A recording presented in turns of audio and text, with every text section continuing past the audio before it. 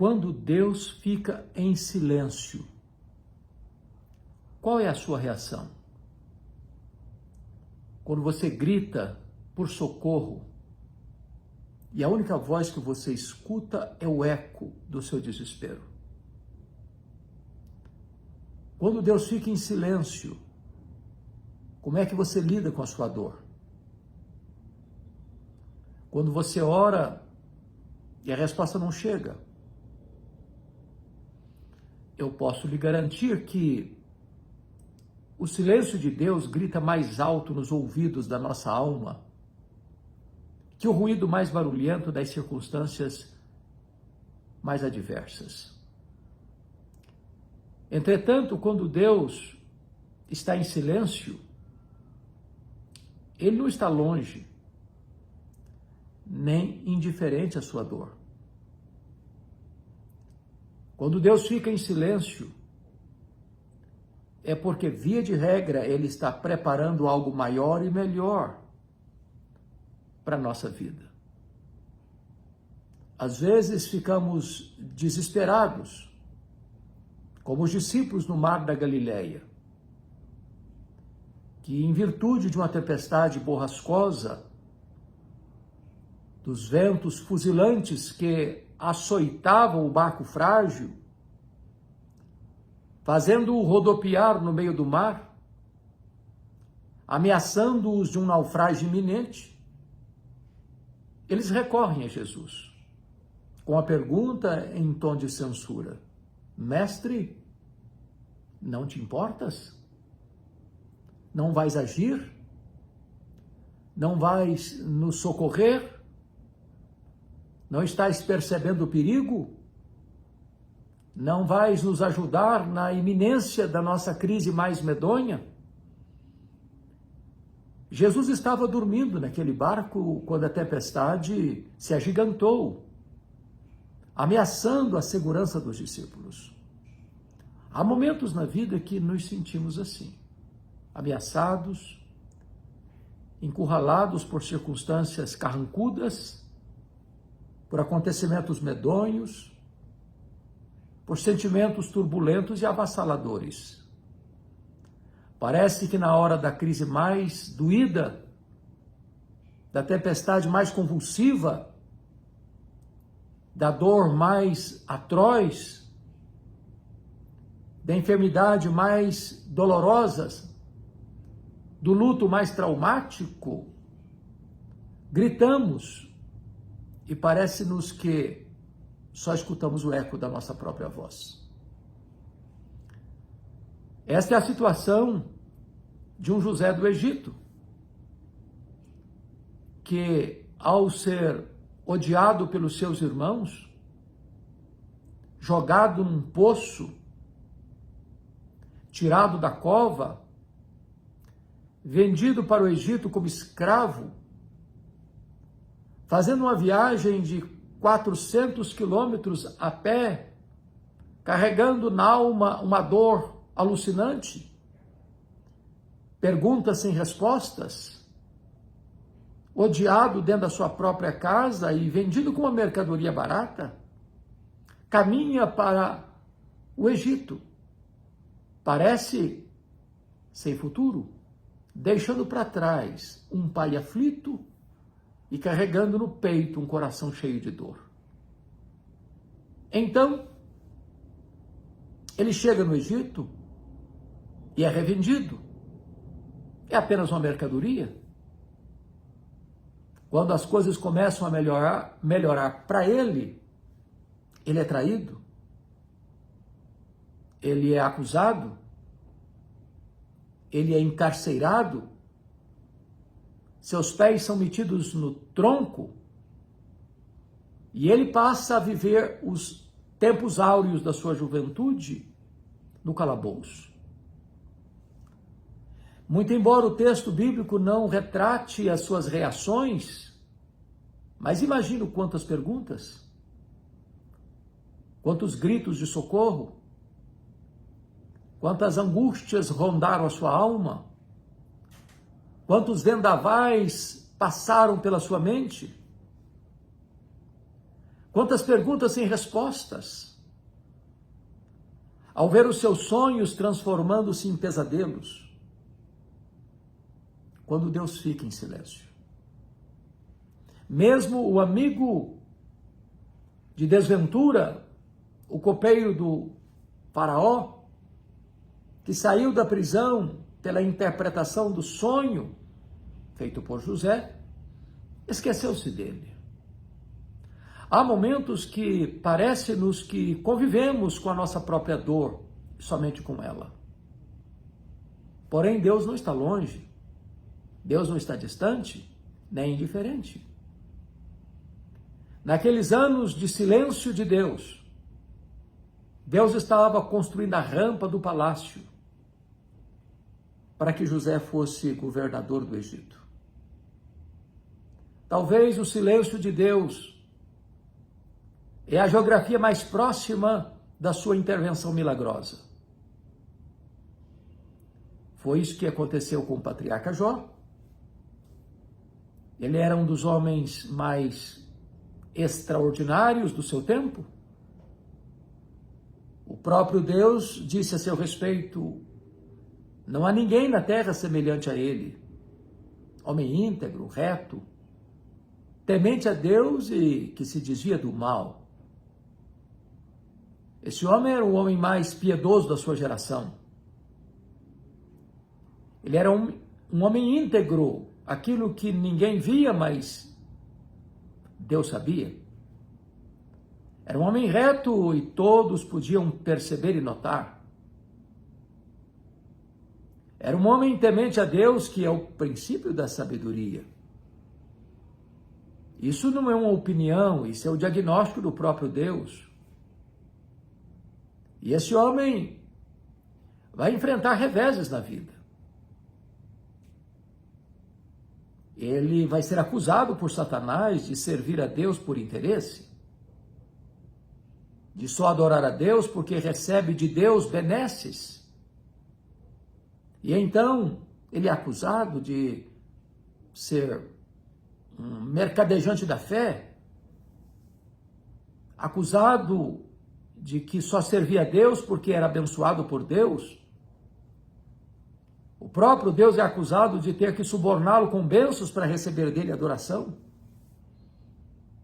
E dentro da soberania de Deus e do propósito de Deus, o Senhor permite que ele seja provado, e provado duramente, mostrando para o mundo e para os pósteros que Jó era um homem que amava mais a Deus do que a riqueza, mais a Deus do que a família e mais a Deus do que a si mesmo. Este patriarca é golpeado nas áreas mais importantes da sua vida, sendo o homem mais rico do Oriente, vai à falência, colapsa financeiramente, sendo um pai tão zeloso, tão presente, um pai intercessor e conselheiro, tem a desdita de sepultar todos os seus filhos, 10 filhos, no mesmo dia.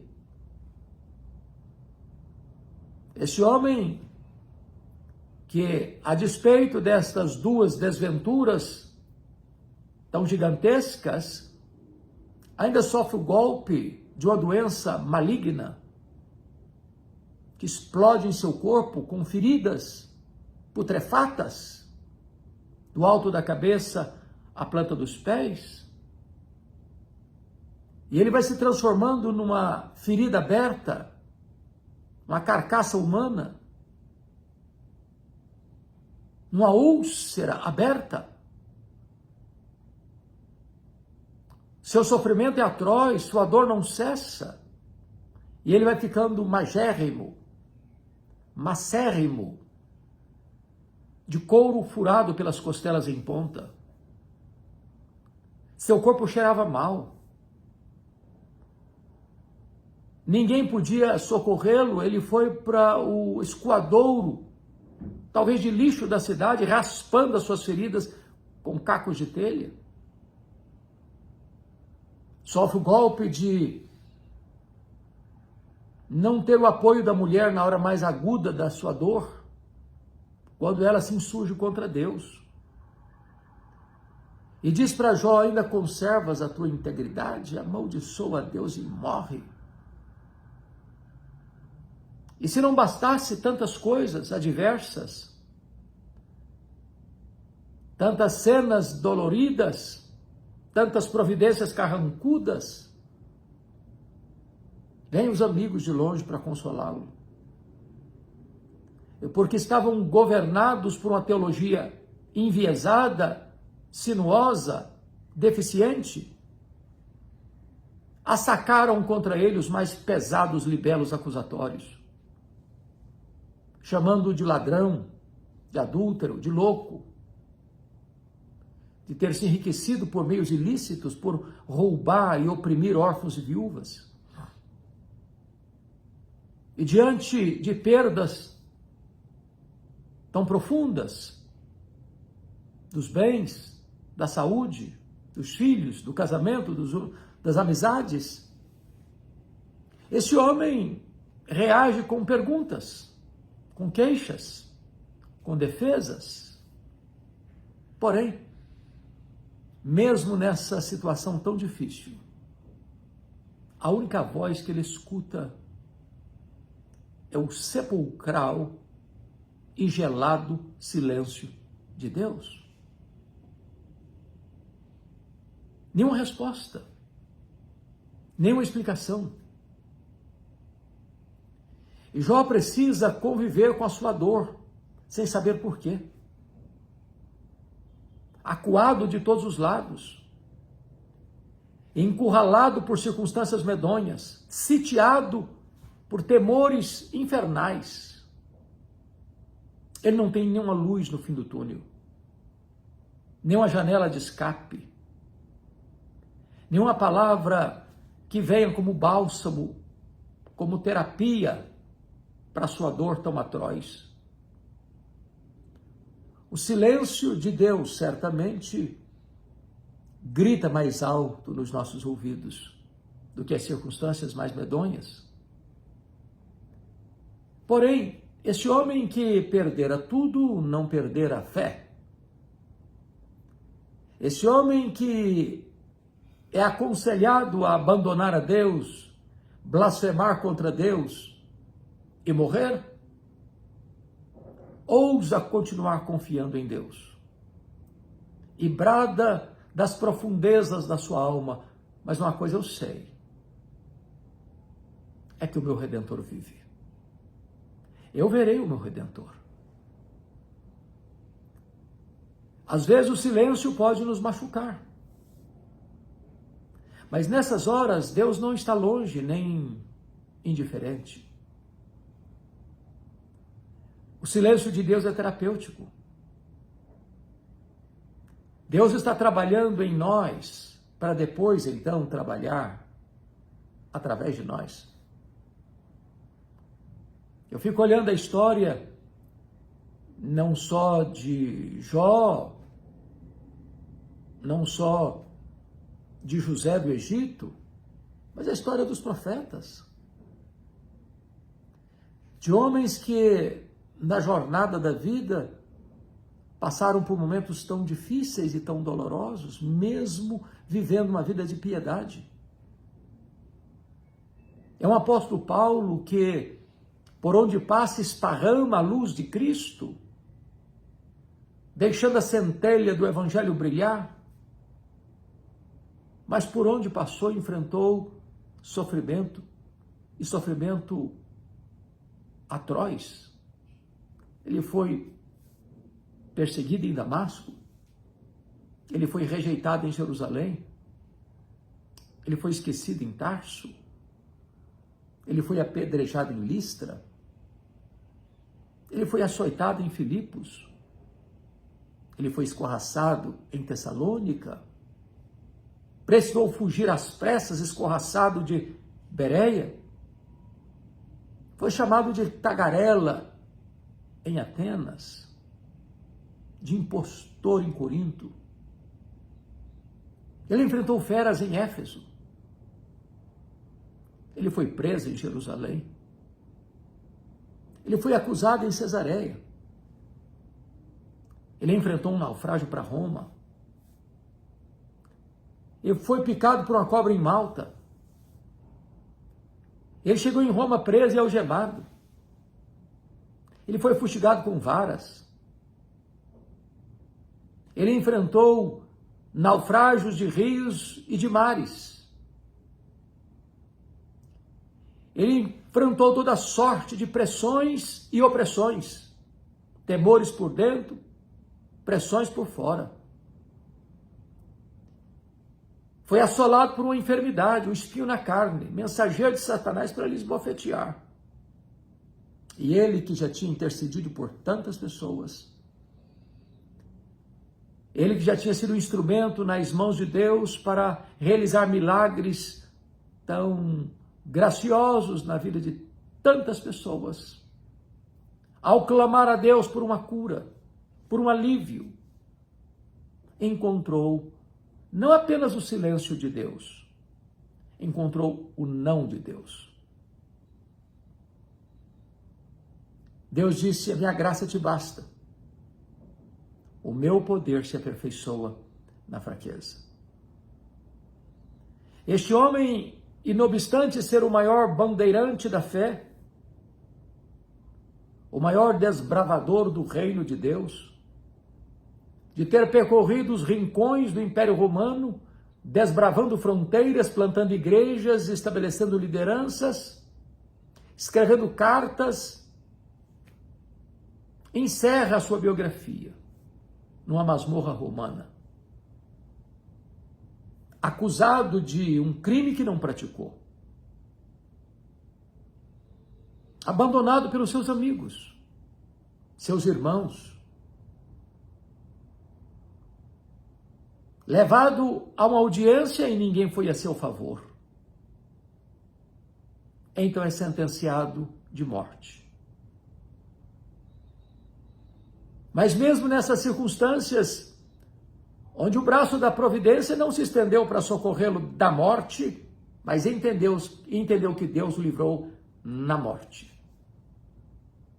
E pôde afirmar: já estou sendo oferecido por libação. E o tempo da minha partida é chegado. Combati o bom combate, completei a carreira, guardei a fé. Já agora a coroa da justiça me está guardada, a qual o Senhor reto juiz me dará naquele dia, não apenas a mim, mas a todos quantos amam a sua vinda. O silêncio de Deus, o não de Deus, não deslustrou a sua fé, não arrefeceu o seu ânimo, não desidratou a sua esperança. Esse homem está entendendo, e já tinha escrito sobre isso, que a nossa leve e momentânea tribulação produz para nós eterno peso de glória acima de toda comparação. Já havia dito que os sofrimentos do tempo presente não são para comparar com as glórias por vir a serem reveladas em nós. De tal maneira que quando Deus fica em silêncio ou diz não à nossa oração, não é porque não nos ama, é porque nas circunstâncias da vida Ele nos fortalece para enfrentá-las. E após as lidas deste mundo, Ele que nos guiou com o seu conselho eterno, nos recebe na glória. E na glória, 1 minuto da eternidade com Ele apaga todas as memórias amargas, todas as feridas doloridas, todas as lágrimas choradas, toda a dor que pulsa e fuzila o peito. O céu indenizará todo o nosso sofrimento na terra. Talvez você esteja lidando com o silêncio de Deus, de uma enfermidade que você ora e não vê a cura,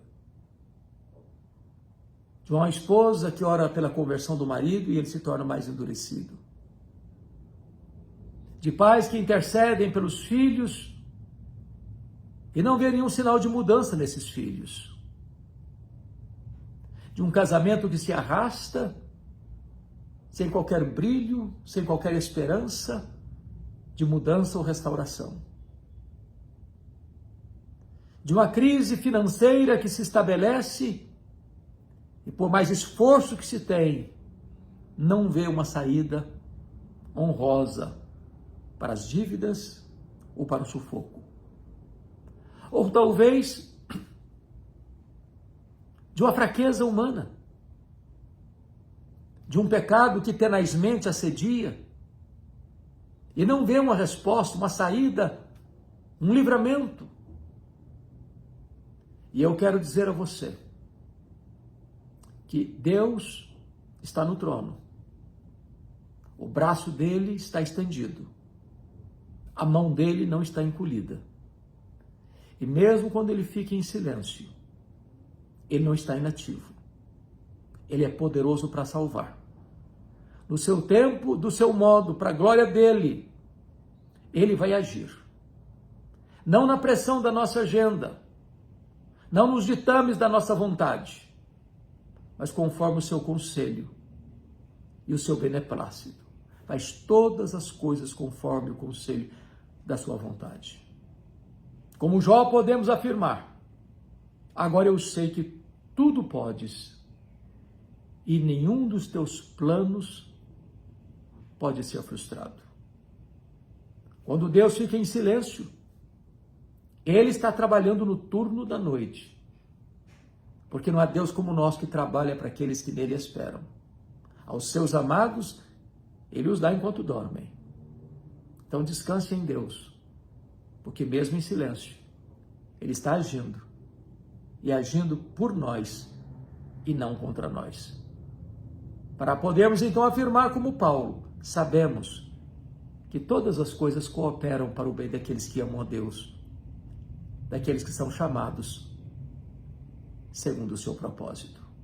Se essa mensagem abençoou o seu coração, eu peço que você a compartilhe com os seus amigos, espalhando esta mensagem para tantas outras pessoas.